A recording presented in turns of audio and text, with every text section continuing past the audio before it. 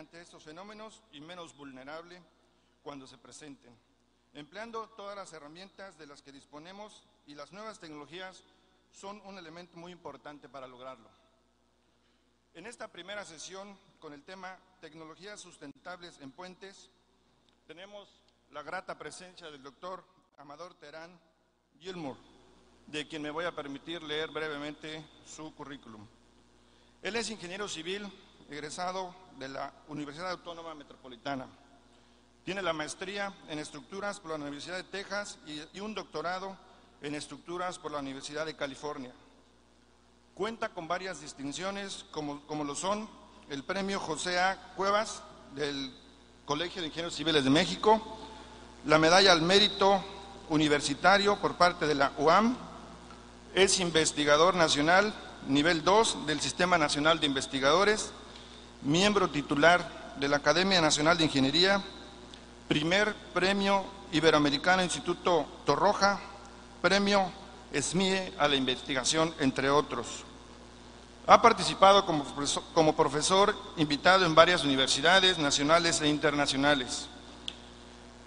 Ha formado parte de la mesa directiva de la Sociedad Mexicana de Ingeniería Sísmica de 1999 a 2001, de 2004 a 2005, y también de la mesa directiva del SMIE de 2003 a 2004 y de 2009 a 2010. Tiene más de 220 publicaciones y más de 220 pláticas y conferencias. Actualmente es profesor investigador en la UAM y consultor en ingeniería estructural con los temas de edificios altos y sistemas de control. Le cedo la palabra al doctor Amador Terán.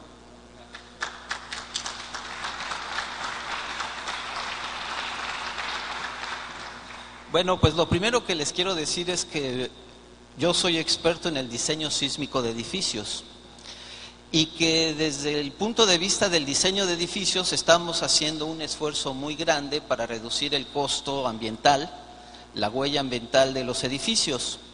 Y entonces, en realidad, mi trabajo en términos de sustentabilidad lo he dedicado al tema de edificios.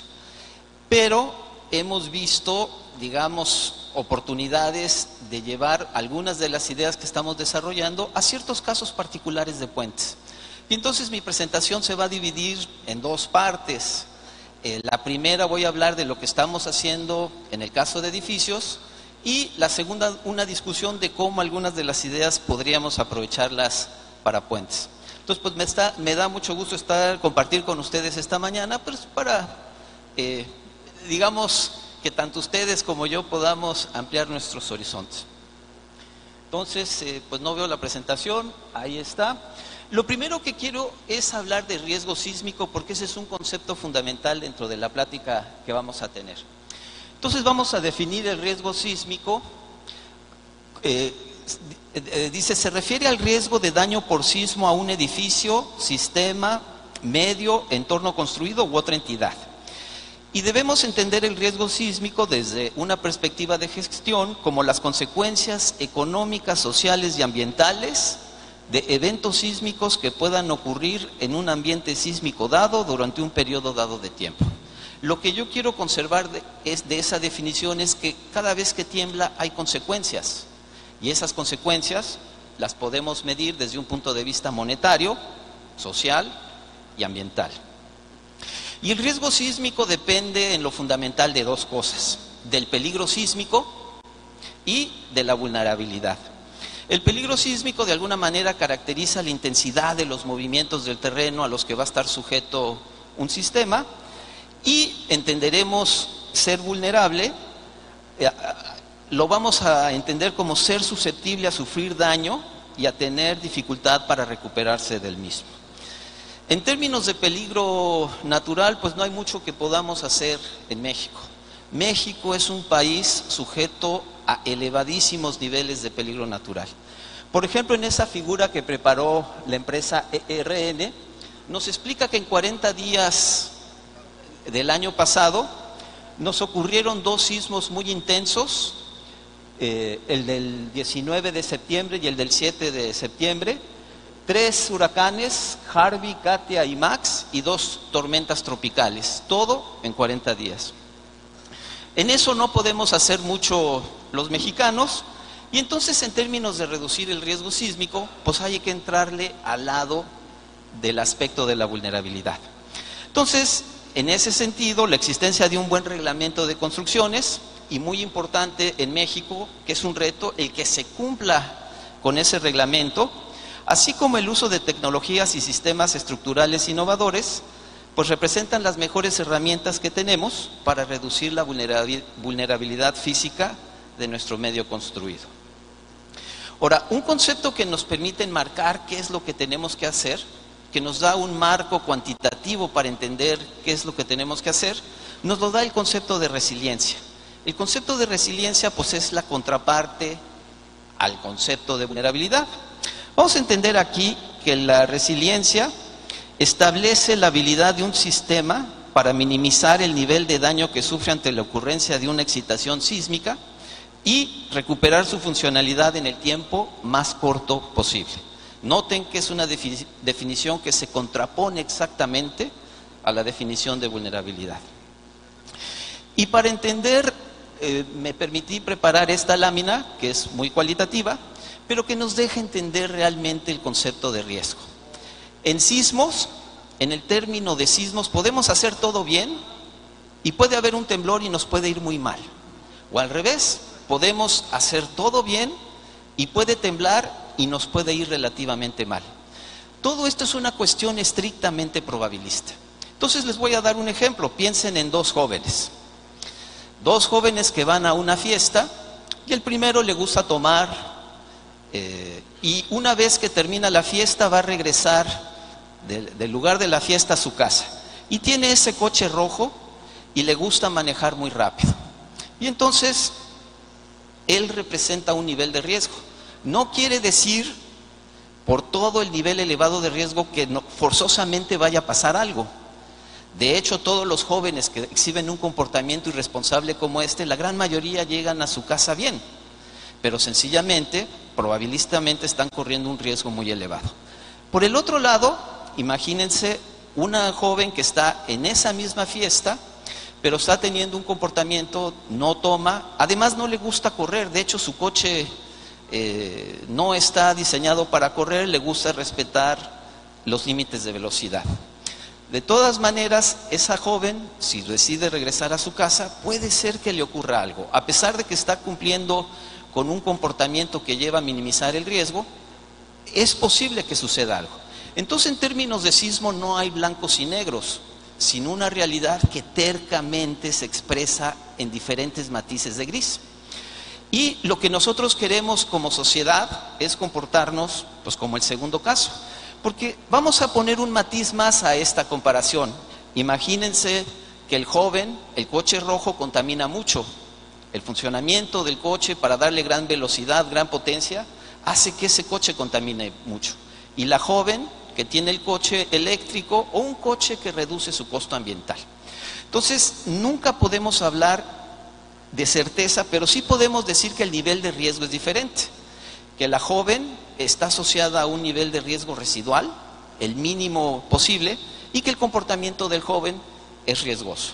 Dentro de este contexto debemos entender que las sociedades impondrán algún costo al comportamiento del joven. ¿Por qué? Porque a pesar de que el accidente que pueda ocurrir no es muy probable, sus consecuencias serían muy grandes. Yo les voy a argumentar que la forma en que estamos diseñando los edificios hoy en día, nos estamos asemejando al comportamiento del joven del coche rojo y que tenemos herramientas que nos permiten comportarnos como la joven del coche blanco. ¿Por qué no lo hacemos? Pues decimos que hacer esa ingeniería, tratar de ir de ese comportamiento que implica alto riesgo a ese comportamiento de riesgo residual, pues que no se puede, que es muy caro, que no se necesita, que es muy complicado. Y lo que yo quisiera discutir con ustedes es que no es solo lo correcto desde puntos de vista social y ambiental, sino es lo sensato desde un punto de vista estrictamente monetario. Entonces, en términos del avance tecnológico, podemos decir entonces que hoy el día el ingeniero estructural pues cuenta con el conocimiento técnico y herramientas prácticas que nos permiten reducir sustancialmente la vulnerabilidad de nuestro entorno construido, y en esos términos a contribuir a mitigar el riesgo sísmico. No sé si puedo activar el video. Hacemos pruebas de laboratorio, proponemos lo que yo llamo ahí los fierros. La pantalla no está apareciendo completa, pero yo llamo eso los fierros, el hardware. Una serie de dispositivos que nos permiten controlar. ¿Puede echar a volar el video? ¿Hay alguien que ya está volando? Sí.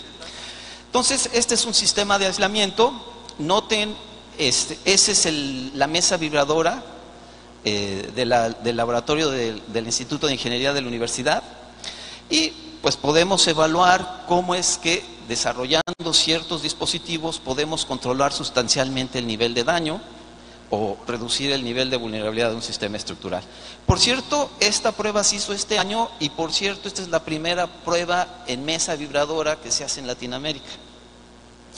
Bueno, no solo tenemos el hardware, también tenemos una herramienta que nos permite evaluar las consecuencias de usar ese hardware en nuestros edificios. Entonces, el de abajo es un video, ¿lo podrá también echar a volar? Sí, ahí va. Entonces podemos hacer simulaciones, así como en el laboratorio metemos el espécimen físico y físicamente le imponemos una serie de vibraciones, pues aquí analíticamente modelamos el sistema estructural, le imponemos una serie de acciones, un movimiento del terreno, evaluamos su nivel de daño y entonces establecemos una serie de reglas para entender cómo incrementar el nivel de resiliencia del sistema estructural. Pues creo que al final no se activó, no sé si sí. Pero bueno, en términos de vulnerabilidad, estamos diciendo que vulnerabilidad es la susceptibilidad de sufrir daño y la resiliencia es la habilidad de no sufrir ese daño. Entonces, tendríamos que entender de dónde viene el daño por sismo y en esos términos entenderíamos cómo incrementar el nivel de resiliencia o reducir el nivel de vulnerabilidad. Entonces, lo primero que quisiera decir es que en términos estructurales, hacer que una estructura soporte su peso es mucho más fácil que diseñar ese mismo sistema estructural para que simultáneamente baje su peso y resista un empuje lateral debido a una carga sísmica o un evento sísmico. Por tanto, lo que normalmente sucede es que los sistemas estructurales de nuestros edificios son mucho más pesados cuando tienen que resistir sismo. O si lo quieren ver desde un punto de vista ambiental, tenemos que invertir mayores recursos naturales, mayor peso en los elementos estructurales de los edificios que tienen que resistir sismo. Y además tenemos un problema porque cuando se dañan, toda esa gran inversión que hicimos la podemos perder.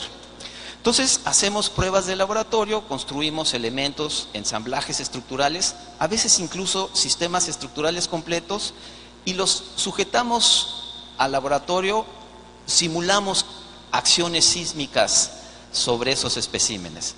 Casi siempre en los edificios en particular, la condición que rige su diseño es el empuje lateral, es la componente lateral del movimiento del terreno. Y entonces normalmente lo que hacemos en el laboratorio es deformar lateralmente nuestros sistemas estructurales. ¿Podrá activar el video de la derecha? Y es muy importante cotejar lo que medimos en el laboratorio con lo que en algún momento dado puede suceder en el campo.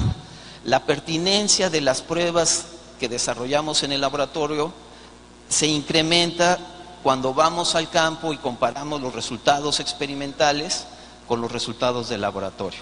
Entonces, no se está viendo muy bien, pero ahí está una cámara en viva que nos permite entender qué tan pertinentes son los experimentos que hacemos y nos permiten mejorar el planteamiento del estudio experimental y nos permiten hacer una interpretación pertinente de sus resultados.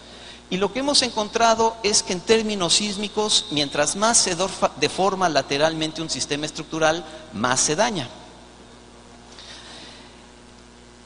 Y curiosamente el enfoque de diseño actual, permite que durante el sismo de diseño los sistemas estructurales se deformen mucho. Que se deformen mucho más allá del límite elástico de su comportamiento, que ingresen de forma considerable a su rango no lineal de comportamiento, y todo eso implica daño. Entonces, tal como está ilustrado esquemáticamente ahí, con esa flecha roja, pues dice que el enfoque actual de diseño permite que la estructura se desplace más allá de su límite elástico y que ese desplazamiento excesivo puede resultar pues en un daño excesivo. Y otra vez hacemos una serie de estudios analíticos que nos permiten, junto con los resultados experimentales, entender qué tanto se puede deformar un sistema estructural antes de que represente un riesgo a la gente que ocupa el edificio y antes que represente un riesgo para el colapso del edificio. Si puede activar el video. Todos esos estudios experimentales que nos... Si le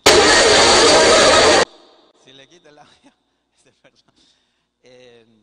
Entonces, si puede regresar otra vez el video sin audio. Y bueno, otra vez vamos al campo y calibramos los resultados analíticos, los complementamos con resultados experimentales y vemos qué tanto se están desplazando nuestros edificios antes de que pierdan la estabilidad. Y con base en eso, establecemos una serie de requisitos de diseño que permiten que los edificios se dañen. Creo que ya no vamos a regresar al video, pero bueno, el video ilustraba qué tanto se deforma un edificio durante una excitación sísmica. Y en el video se notaba claramente que el edificio se deforma mucho. Ahora, ¿cuáles son las implicaciones de este enfoque actual de diseño? Entonces quisiera discutir esas implicaciones con esas dos láminas. En la lámina de la izquierda hay una cuenta de los desastres naturales que ha sufrido la humanidad durante las últimas décadas. Y en particular el color naranja en eso me indica los desastres debidos a fenómenos geofísicos. Ahí están incluidos los sismos. Y bueno, la conclusión de esa lámina es que más o menos el número de desastres por sismo a lo largo de los años se ha mantenido bastante estable. Pero vean en la lámina de la derecha el nivel de pérdidas que son consecuencia de esos desastres naturales. Ustedes pueden ver que conforme pasa el tiempo, en esas mismas décadas, el nivel de pérdidas se está incrementando exponencialmente. Y ustedes pueden ver al principio de la gráfica de la derecha que más o menos el costo de los desastres se mantuvo pues bastante constante como en los últimos 50 años del siglo XX. Pero miren cómo conforme hemos entrado al siglo XXI, el nivel de pérdidas se está disparando. Quiere decir que ese enfoque de diseño que estábamos usando pues era razonable mientras el nivel de pérdidas no se disparara.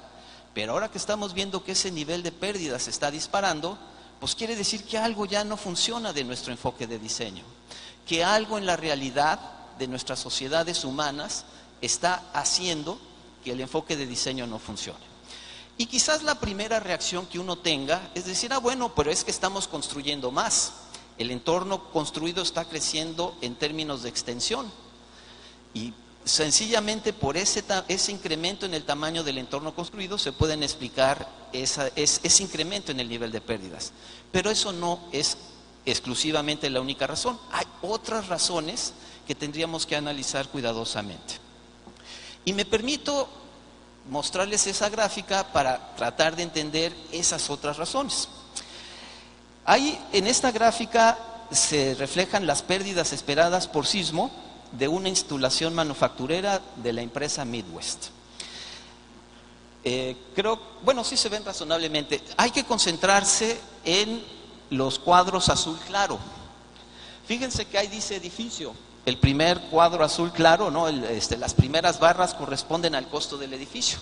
Y ustedes pueden ver que las pérdidas debido al daño directo en el edificio son de $12 millones. Si ustedes ven la barra azul claro de la derecha, ven que las pérdidas totales son $168 millones. ¿Qué quiere decir? Que en el caso de los edificios, las pérdidas totales derivadas del daño por sismo a esa empresa son 14 veces más que el daño directo al edificio.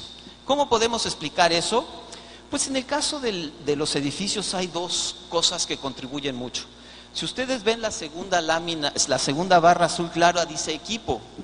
Los contenidos que estamos poniendo dentro de nuestros edificios son muy caros y a veces cuestan mucho más que la estructura misma. Si ven ustedes la penúltima barra azul, dice interrupción de la operación. Cada vez la operación de nuestras estructuras genera más riqueza y el dejar de usarlas implica un costo enorme.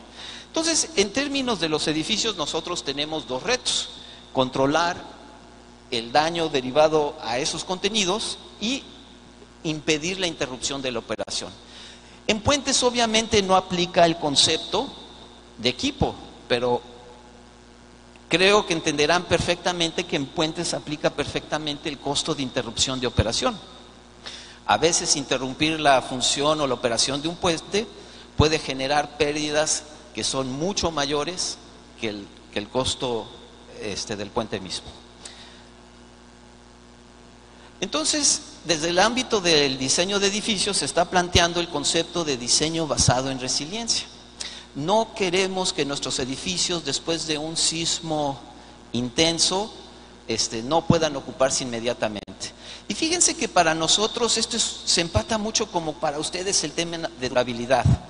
En términos de puente, pues ustedes están hablando mucho de durabilidad y dicen cómo, a pesar de que dar durabilidad a un puente puede ser caro, es una inversión bien hecha, porque a pesar de que se inviertan muchos recursos, la tasa de retorno de esos recursos van a ser muy elevadas. Pues para nosotros, en términos de edificio, la resiliencia es como una cuestión de durabilidad. Es un tema nuevo que nos permite decir, bueno, puede ser que dar resiliencia a un sistema estructural implique invertir algunos recursos, pero es una cuestión de mantener al edificio operable durante toda su vida útil. Es un fenómeno, digo, con todos los matices que una comparación así merezca, es un fenómeno parecido. Estamos pensando en la vida útil del edificio y queremos que ese edificio se mantenga en condiciones óptimas durante toda esa vida útil, con la observación de que aquí esa operación tiene que darse a pesar de que ocurran 1 o 2 sismos de gran intensidad durante la vida útil del edificio. Entonces, lo que nos estamos proponiendo, tal como está indicado ahí, es enfocar la resiliencia de los edificios desde dos perspectivas. Primero, reducir el consumo de materiales estructurales, o sea, reducir el costo per se, el costo ambiental del sistema estructural, y luego proteger esos materiales estructurales que ya invertimos en el edificio, a través de aportarle una capacidad al edificio para controlar su deformación lateral. Tal como está en el letrero verde, queremos controlar el desplazamiento de manera más estricta para que el sistema estructural no sufra daño de consideración. Entonces, queremos invertir inicialmente menos material estructural y con base en eso bajar el costo ambiental del sistema estructural, y queremos proteger, una vez invertido que se invirtió ese material estructural, queremos protegerlos a partir de controlar la respuesta lateral del sistema estructural durante los diferentes sismos. Y para contextualizarlo, este es un documento de la empresa Arup. Estoy seguro que todo el mundo ubica que Arup es un consorcio de diferentes, multidisciplinario, de técnicos de diferentes disciplinas que hacen ingeniería de primer nivel. Y este es un documento, se llama el REDI, y noten que es un rating system, es un sistema para evaluar, para clasificar, para categorizar los edificios en función de su nivel de resiliencia. Abajo dice Resilience Based Earthquake Design Initiative for the Next Generation of Buildings.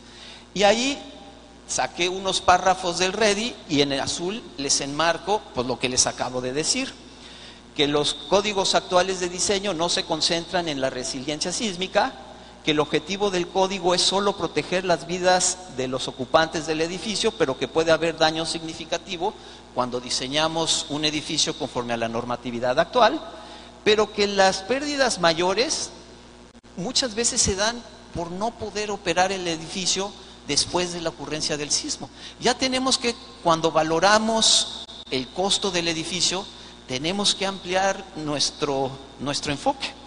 Y entonces Arup nos dice que cree que ya es tiempo para un cambio.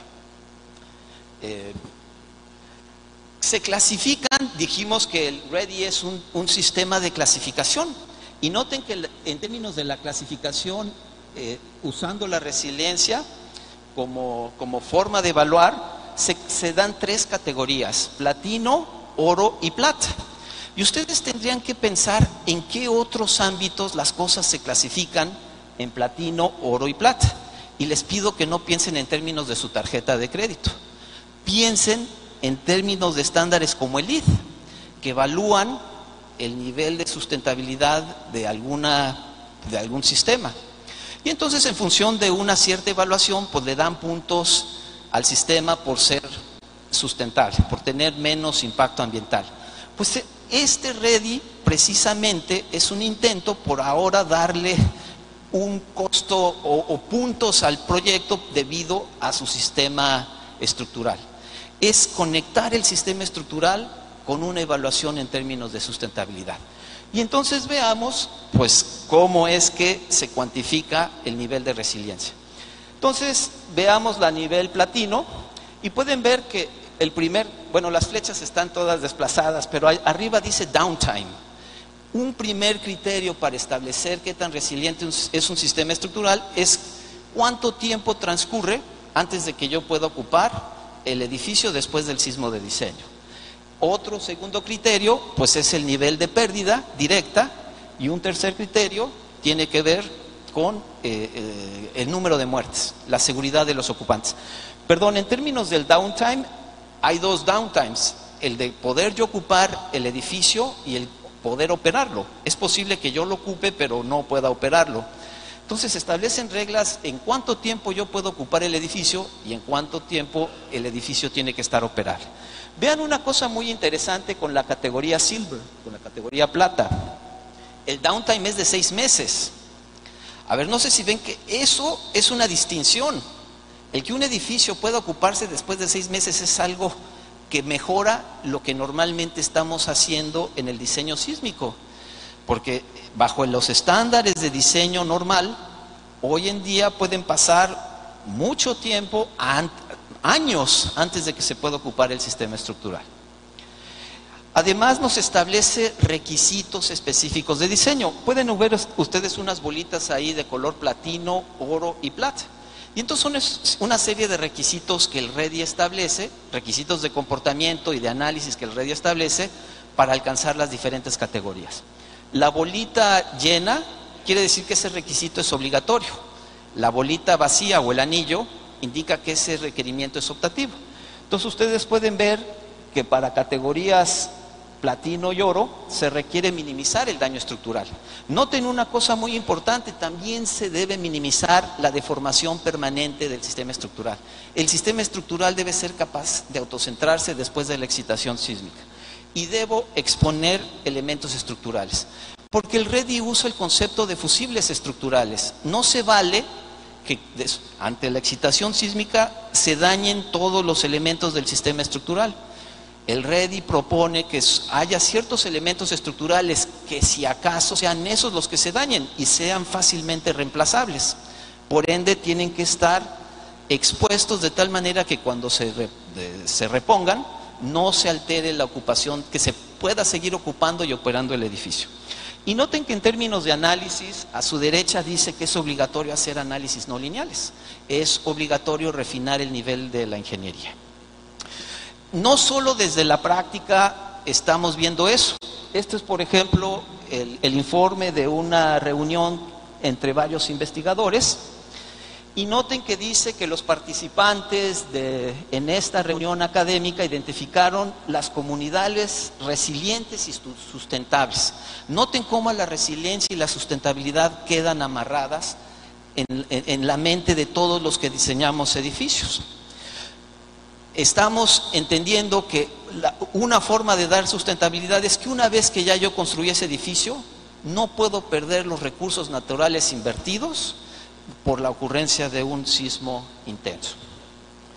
Eso están en todo en el ámbito del diseño sismo resistente. Si pueden ustedes ver debajo de la foto, dice Resilience, the New Challenge in Earthquake Engineering.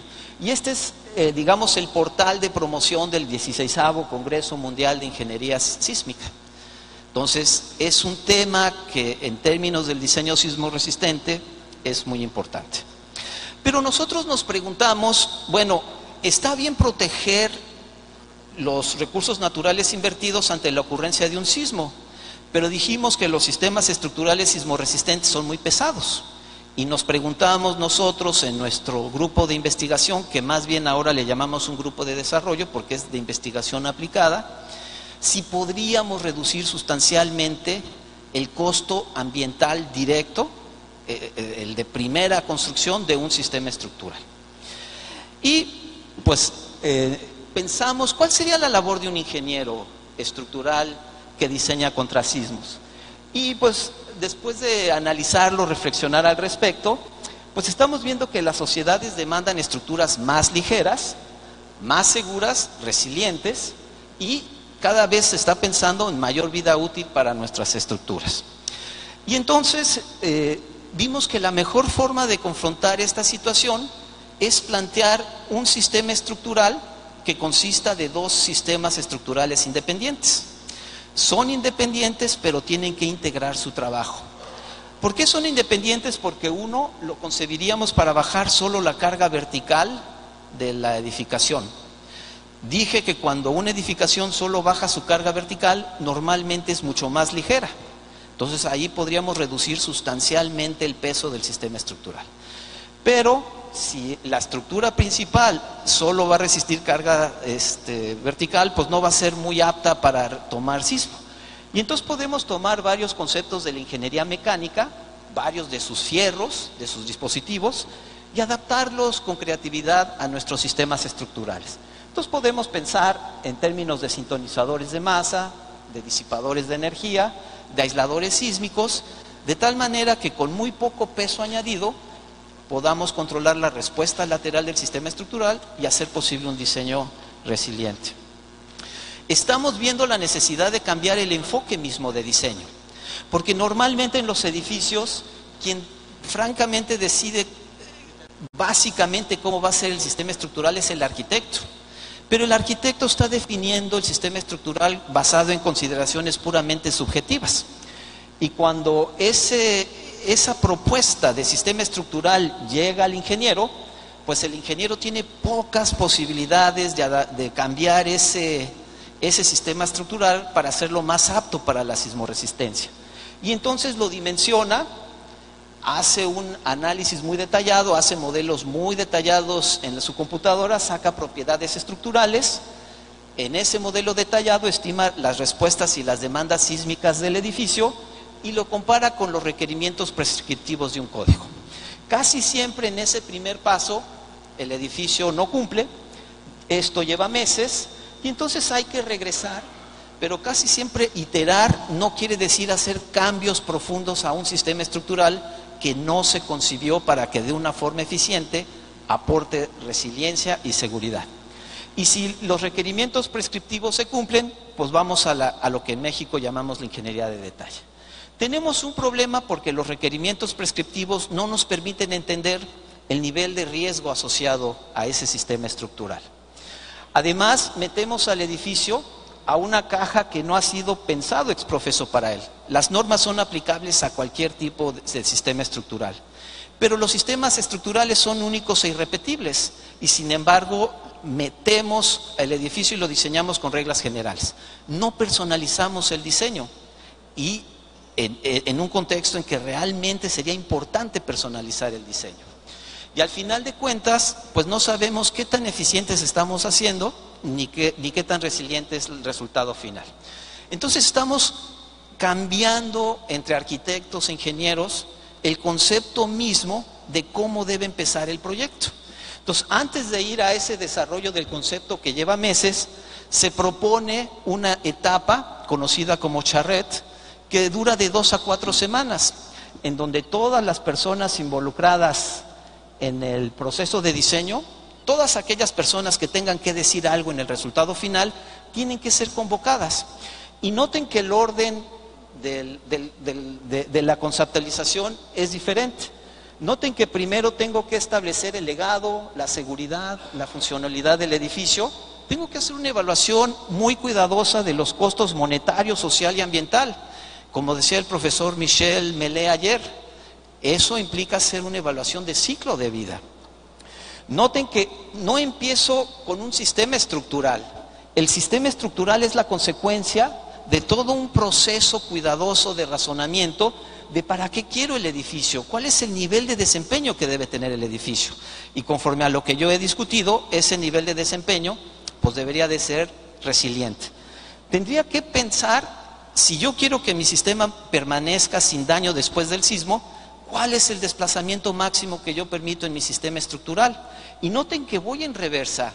Primero pienso en qué es lo que necesito y luego pienso en un sistema estructural idóneo que me permita satisfacer esos requisitos. Pero los requisitos se establecen en términos de desempeño. En términos del sistema estructural idóneo, el profesor Michel Melé ayer nos decía que en el puente que ellos analizaron se consideraron varias opciones para el sistema estructural. Bueno, pues aquí, gracias, se tienen que considerar varias opciones. No podemos tomar meses para ver si una opción es viable o no. Aquí en cuestión de semanas tenemos que establecer los pros y los contras de usar diferentes sistemas estructurales. Y entre esos pros y contras están una estimación razonable de su costo monetario, social y ambiental. Entonces le estamos dando vuelta al proceso de diseño. Más que empezar con un sistema estructural y ver cómo lo adaptamos, empezamos con un concepto y concebimos un sistema estructural que se ajuste perfectamente a ese concepto. Me voy a pasar esta porque me gustaría más bien darles un ejemplo. En edificios, ¿qué se puede lograr? Pues consideremos dos alternativas para un edificio de 24 pisos. Este edificio está ubicado en la zona del lago y queremos comparar cómo le iría ante un sismo, ante el mismo sismo, y queremos comparar el costo ambiental de los dos edificios.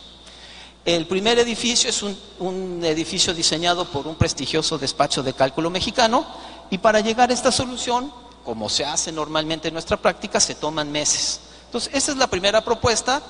La segunda propuesta, usamos un sistema estructural diferente, que no se usa muy comúnmente en nuestras zonas sísmicas, que es una rejilla perimetral, un diagrid. Es un tubo formado por triángulos y adentro ponemos un sistema gravitacional. La conceptualización de este sistema se hace en términos de días con una hoja de cálculo. No necesitamos un modelo refinado para entender cómo serían las dimensiones de este sistema estructural. En muy poco tiempo, conceptualizando adecuadamente el problema, podemos llegar a un sistema muy eficiente. Comparamos sus propiedades y vemos que el sistema tradicional tiene 50% más rigidez lateral y 35% más resistencia lateral.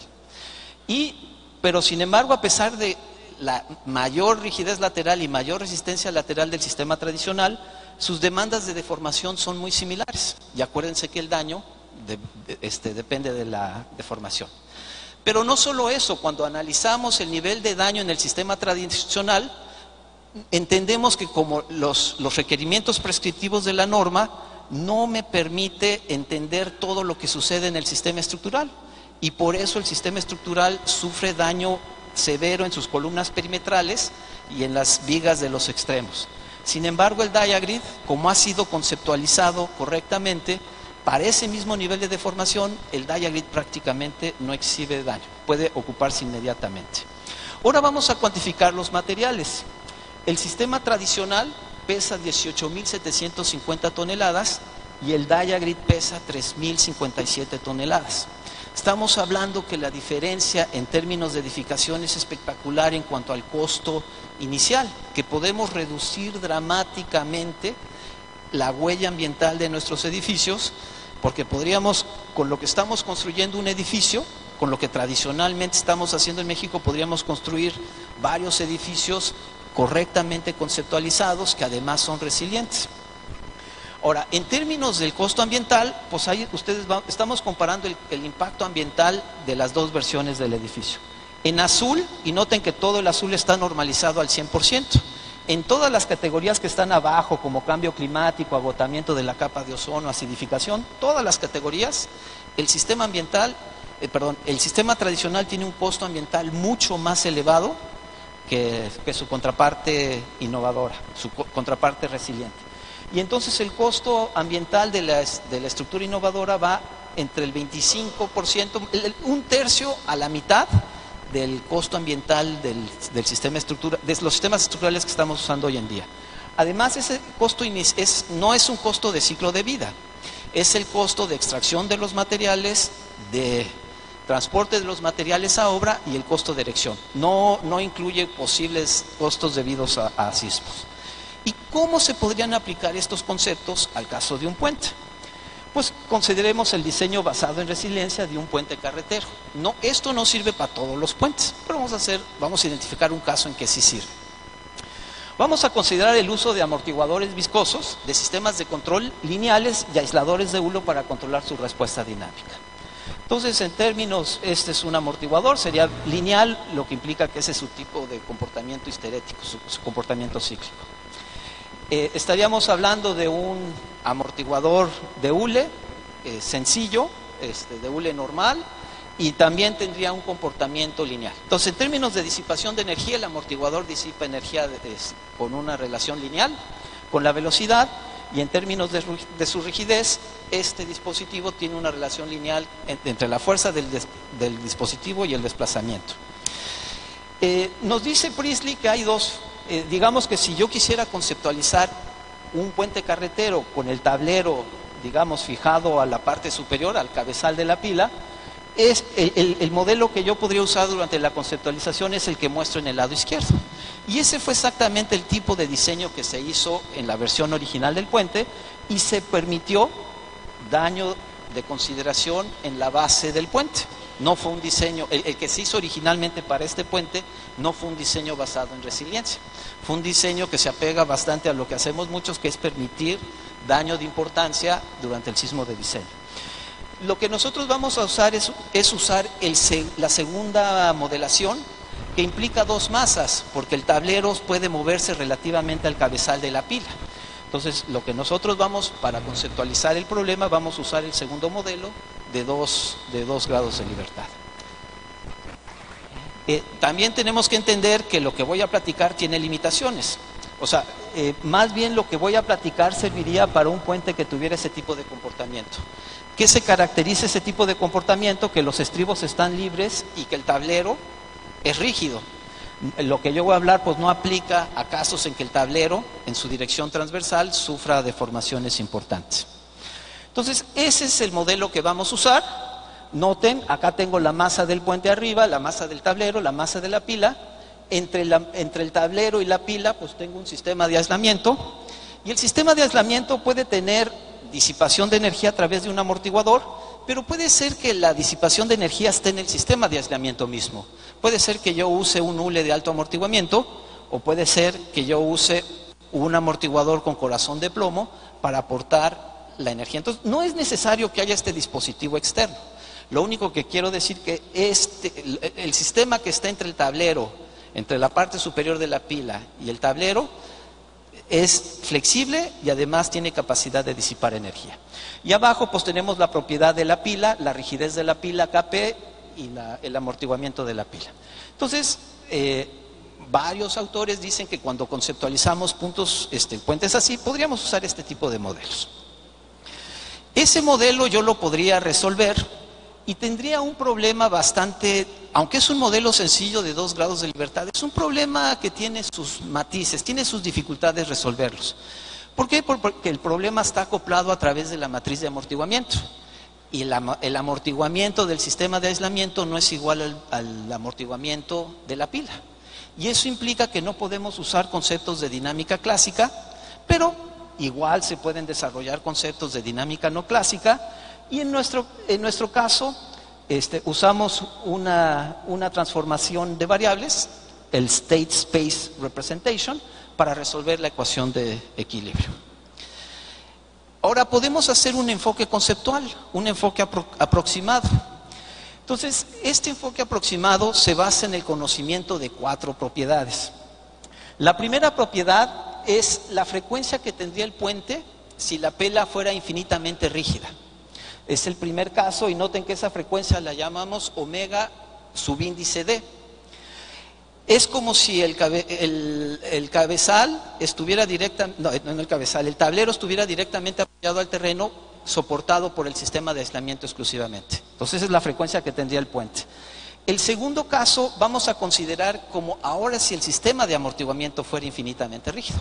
O en otras palabras, como si el tablero estuviera directamente empotrado sobre el cabezal de la pila. Y entonces la frecuencia que tendría el puente bajo ese caso se vería W subíndice P. Vamos a llamar S gamma una relación de masas. Es la masa que tiene el tablero entre la masa total del puente. Nosotros sabemos que esa relación debe andar del orden de 5/6. Gamma es un número parecido a 1, porque la gran mayoría de la masa de nuestro puente está en el tablero. Entonces ese gamma es menor que 1, pero tiene un valor cercano a 1. Y finalmente un épsilon que me da la relación entre la frecuencia WP y la frecuencia WD. Y ese es un número grande, porque por definición el sistema de aislamiento es más flexible, mucho más flexible que la pila. Y entonces cuando yo estableciera esas dos frecuencias tendría que llegar a un número grande. Linealizo algunas de los... Todo esto es conceptual, esta no es una solución exacta, pero es el tipo de conceptualizaciones que se pueden hacer para entender las consecuencias de las decisiones de diseño de un puente.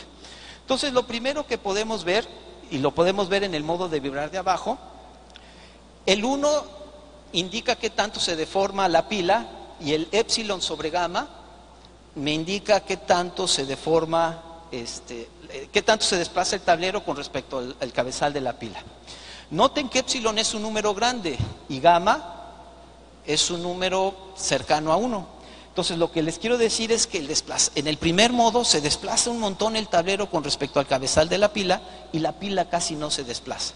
Entonces no es de sorprender que la primer frecuencia de este sistema estructural se parezca un montón a la frecuencia WD. En el segundo caso, noten que el segundo modo está dominado por el movimiento de la pila. Si yo quiero optimizar el diseño de la pila, que es la que está regida por sismo, yo tengo que controlar la respuesta de este modo. Ya se me está acabando el tiempo y lo único que les quisiera recalcarles para que contextualicen algunos de los resultados que vamos a ver más adelante, es que la frecuencia 2 del puente, que es la que domina qué tanto se deforma la pila, es mucho menor que la frecuencia que tendría la pila si no estuviera aislado el sistema estructural. El gamma vale 5/6. Si allá abajo en ese denominador yo le quito a 1 5/6, me queda 1/6. Y el 1/6 subiría como 6 arriba. A ver, lo que les estoy diciendo, fíjense, es que por el hecho de aislar el tablero, el efecto dinámico es equivalente a incrementar en 6 veces la rigidez de la pila, en términos de su diseño.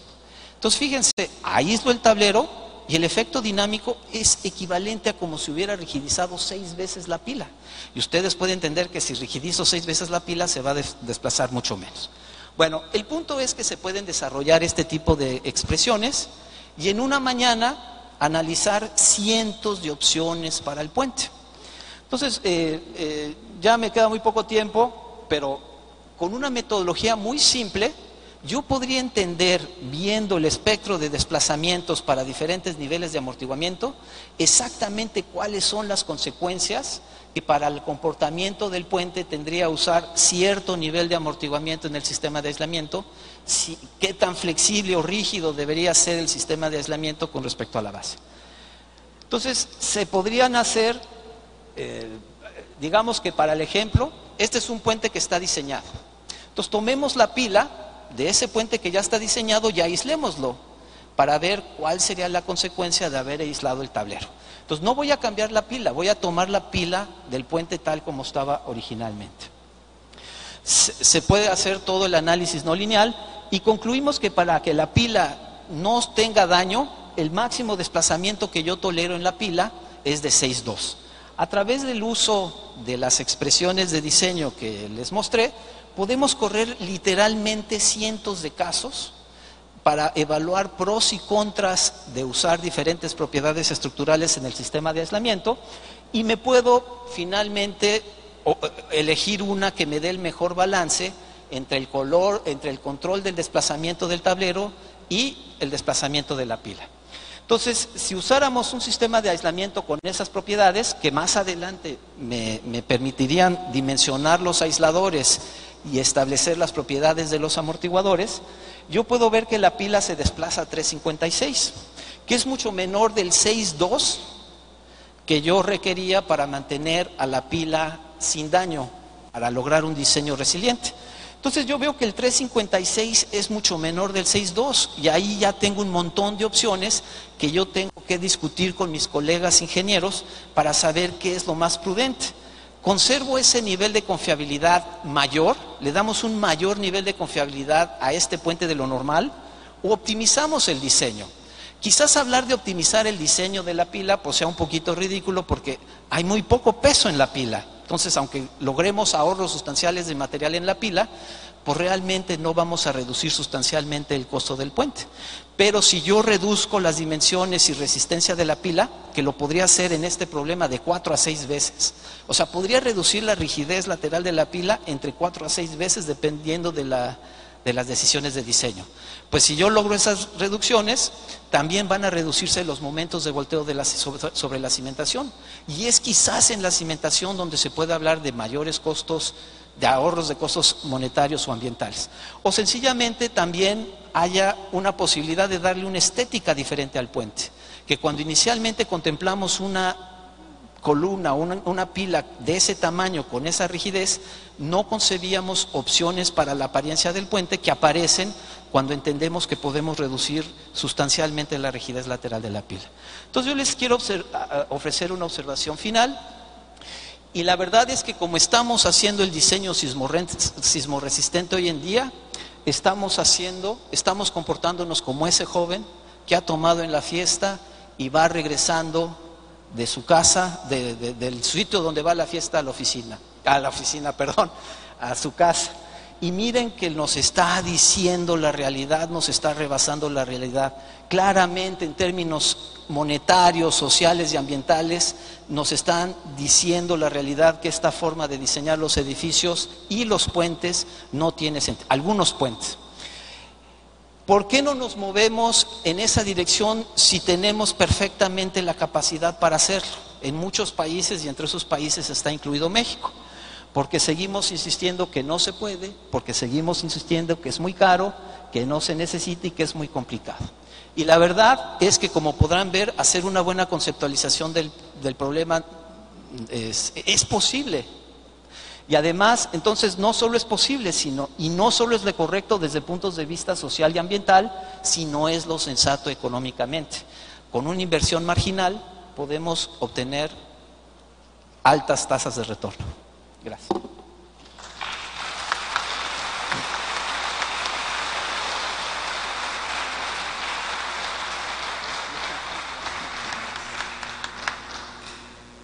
Agradecemos al doctor Amador Terán sus interesantes comentarios sobre estos conceptos de diseño estructural, que sin duda alguna queda de manifiesto que el tema resiliencia es un concepto muy interesante a considerar a fin de optimizar el diseño y la construcción de estructuras. Pareciera que hay un poco de tiempo. Si hubiera alguna pregunta que hacerle al doctor Terán, por ahí les pasarían los micrófonos.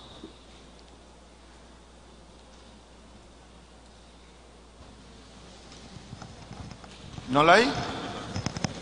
Bueno, pues, doctor Terán, agradecemos su participación. A nombre de la Asociación Mexicana de Vías Terrestres, me permito hacer entrega de un pequeño reconocimiento.